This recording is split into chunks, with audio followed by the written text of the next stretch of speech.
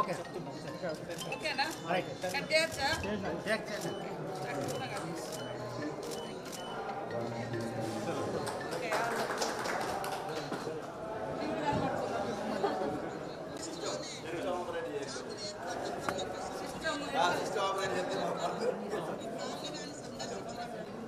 ఏటీవీలో చూసిన అదే వస్తాను మీరు పెట్టిరు మేము వస్తాడు అదే కదా అక్క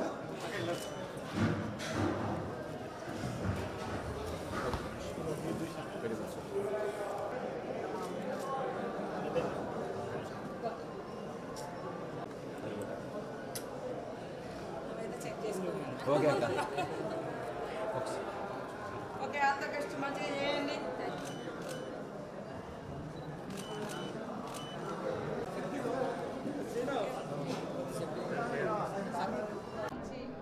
ఇక్కడికి వచ్చినటువంటి మీడియా సోదరులందరికీ కూడా పేరు నమస్కారాలు.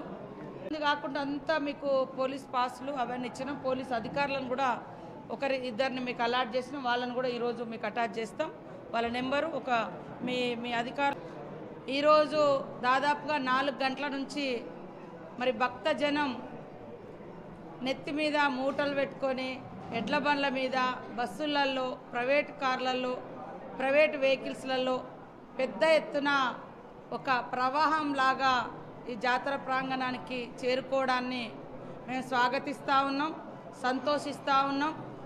మరి దాదాపుగా 90 రోజులుగా ఈ యొక్క జాతర ఏర్పాట్లు కానీ గుడి గద్దెల పునర్నిర్మాణం కానీ ఇవన్నింటి మీద ప్రత్యేక శ్రద్ధ పెట్టి నిధులు ఇచ్చి ఇవన్నిటికీ కర్త కర్మ మరి అన్నీ తానై మాకంతా గైడ్ చేసినటువంటి మన ముఖ్యమంత్రి రేవంత్ రెడ్డి గారికి మీరు చూస్తే గతంలో వారం రోజుల ముందు అడావుడు ఉండే, కానీ ఇప్పుడు 90 రోజుల నుంచి మనం ఈ పనులు ఏదైతే గద్దెల పునర్నిర్మాణ పనులు మొదలుపెట్టినామో అప్పటి నుంచి జనాలు రావడము జరిగింది. ఏ రోజు కూడా మేము గుడిని క్లోజ్ చేయలేదు, అంటే బంద్ చేయలేదు. భక్తులు ఒక దిక్కు వస్తుంటే పనులు ఒక దిక్కు మొదలుపెట్టినాం.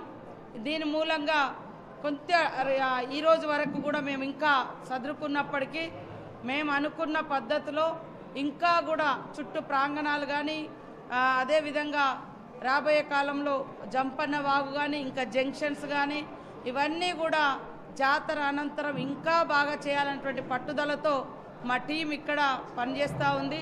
మీరందరూ కూడా దాదాపుగా మీడియాలో కూడా ఈ 90 రోజులు నిరంతరం సమ్మక్క సారలమ్మ జాతర విశేషాలు విశిష్టత భక్తులు రావడం పోవడం రెగ్యులర్గా ఉంది.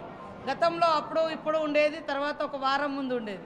కానీ దాదాపుగా 90 రోజుల నుంచి ముఖ్యమంత్రి గారు వచ్చి మాస్టర్ ప్లాన్ స్టార్ట్ చేసి నుంచి ఈ రోజు వరకు మళ్ళా నెక్స్ట్ మనం తిరుగువారం వరకు కూడా ఇదే ఉంటుంది.